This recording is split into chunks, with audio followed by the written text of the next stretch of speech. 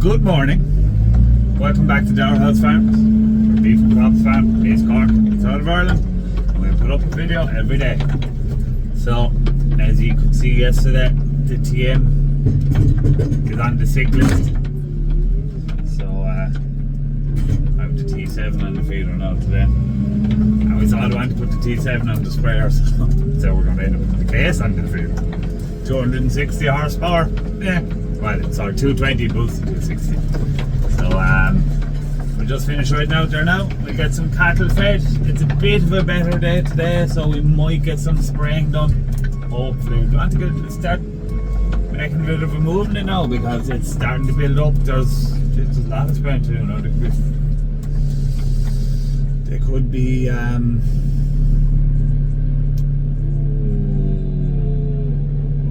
we've got 500 acres to be spread now, so yeah, we want to get at it. So someone asked in one of the comments yesterday, what do we do with the cows when we get them in? So we'll go up there now and have a look at the cows in a minute, and we'll give you a run through what we do with them and what's the story with the cows. We'll get this feeding done first. Get our minerals put in there now. Minerals buffer and yeast actually. We're using a couple of different products at the moment just to maximise the efficiency of our feed. In the grand scheme of things, some of these you could say some of these additives are nearly sort of what's the word I'm looking for? Snake oil type products that maybe are a bit far-fetched to say they work, but there is some good products out there that are cheap enough per head per day, maybe 6 to 7 cent, that can have an impact on certain types of diets that are worth putting in. But you could make a diet very, very dear with all those additives as well for maybe very marginal gain. So someone asked in yesterday's video, what do we do with the cows when they come first? They're in a bare paddock there now, there's very little grass in it, there's no grass in it actually.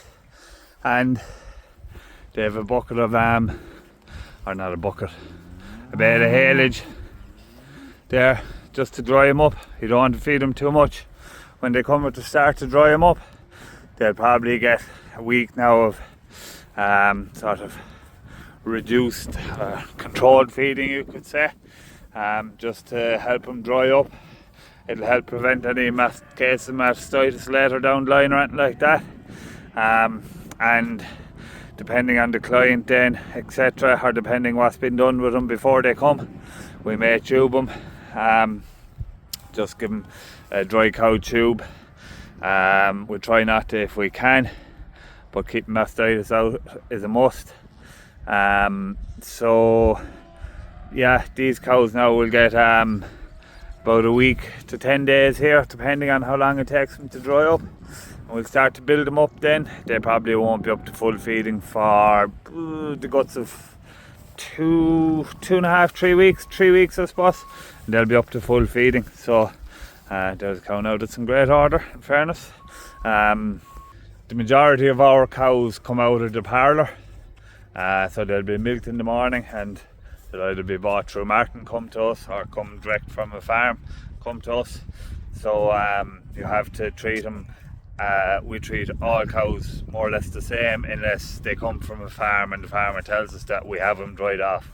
They're dried off there with 10 days. You're safe enough to drive on with them, or 2 weeks. In an ideal scenario, all the cows will come to us dried off with 2 or 3 weeks, and we'll be able to build them up onto a good strong diet fairly quick and get them motoring and get them gone quick. When they come to us out of the parlour, it does take a bit of time to dry them off, so they're here that bit longer, but look, that has to be done too. So yeah, so they come out of the parlour, we dry them up, and then we build them up onto feed. So I'm going up to feed a group of cows now up on another farm, and I'll show you the story up there on the finishing side of it. So this is the next step when the cows go in. These cows are there now about 60 odd days. They've 55 days. They have about 2 weeks left. Just checking these, see how ready they are. Plenty of fat in them. Lovely cow. This is where we check them, see is there sufficient fat cover on them behind.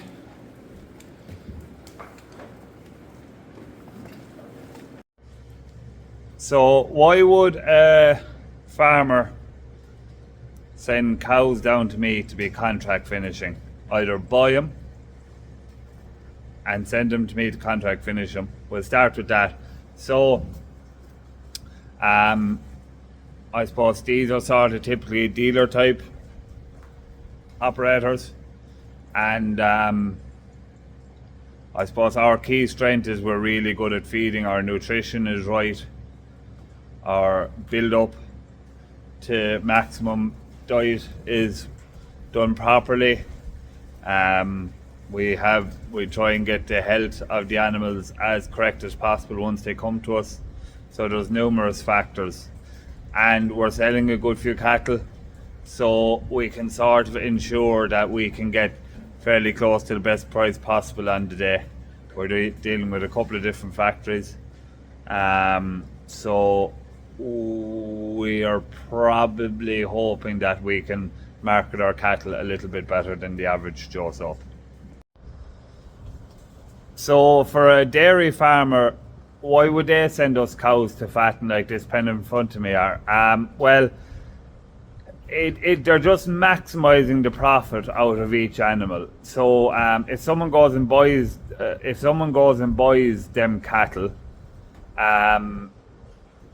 they'll make money out of them, and at the expense of how much they'll give to the dairy farmer in the market, etc.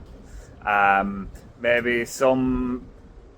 So why don't they finish them themselves? I suppose the majority of dairy farmers are caught with nitrates. This year caught with the amount of feed in the yard, and maybe they just don't have the facilities, or they don't have the know-how, or they don't have the interest. They don't have the labour. Labour's a big one, big one. So by sending them down to us, right, they pay us to feed them, and obviously we have our margin out of them. But the way our business runs, it's a reliable income, so we don't have to maximise the profit on each animal. Where we can take a smaller percentage of the profit out of that animal because we know we have a constant flow of cattle. It's a little bit like going out and doing a 9-to-5 job every day, or going out and buying a racehorse. If you buy the racehorse, there'll be a couple of them go wrong, so you need to maximise the input. But if you go to work every day, you'll get paid for it every day. So this job is the equivalent of a 9-to-5 job, basically. Our clients are very happy with it. We like it. There's a lot of work in it. There's a lot of money tied up in it from our side, with feed, etc. But that's our strength. We can feed them cheaper. We can probably feed them better. We can market them better, and we have the facilities and the labour to be able to do all that. So it's an interesting concept. I think I'm the only person in the country doing it. I like it, and yeah, look, it's probably a part of my business that I'm going to grow. Any dairy farmer or dealer for that matter, or anyone who'd be interested in having cattle in feeding with us, get in contact. But we are sort of we do try and book out in advance as much as possible, just because, look, the aim of the game for us is to keep the pens full all the time, and it can be hard to do that without having prior planning. So yeah, that's about it on the cows. It's not only cows we feed. Obviously we finish all our own bulls, and we finish cows for ourselves. We sometimes have bullocks or heifers for ourselves as well. We contract feed anything really. It just happens that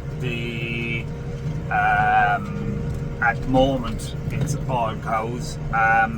another big part of it, not so much there now this year, but is summer grazers who buy their stock, say in February, graze them away. They might send a group of cattle down to us in July to finish them off. Big continental cattle that'll just finish better with a bit of hard feeding, or any cattle will finish better with a bit of hard feeding, will kill out better and will grade better, and they'll then restock, buy another batch of cattle and send them down to us in September or October to finish them again. So they're minimising the amount of work they do, they're maximising the amount of stock put through their hands and maximising their profit from their land. It's a very, if any of us had sense, that's what we'd all be doing. I'd be finding someone to feed my cattle for me. Grazing cattle at grass is the nicest. It's just lovely. It's so enjoyable going out seeing your cattle grazing there. But unfortunately, there's only a certain type of animal that you can finish off grass. Feeding cattle at grass, it's completely inefficient. Completely inefficient. Maybe little poly heifers there now to finish them, feed them for 30 or 40 days of grass, but other than that, in my view, put them in, get them fed properly, get their diets right, get them motoring, and maximise your return from your input of your feed. Just looking at this barley here after maize. This is Belfry. Just checking out for any slug damage or anything. This isn't sprayed now yet. We'll have to try and get this sprayed. The forecast for next week is good, but it needs insecticide now. This isn't the BYDV tolerant variety, so, and just with the old trash and things on top of the ground, you want to there's bits of slugs there, look. Yeah.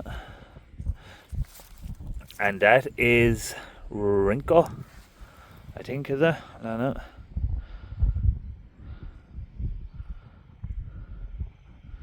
Yeah, it's not Neplatch, that's Rinko, no. That's one of the fears I had of mint hilling after not a bit of it. That could be Neplatch, no. I'd say that's Rinko, not Neplatch. It's one of the fears I had of mint hilling after maize, that someone said to me you could have a transfer disease over from the stubble. Look, that's the only bit of it I've seen so far anyway. So something there, what's that now? It's a bit of tipping for some reason. Yeah, there's the odd bit of Rinko in it, yeah.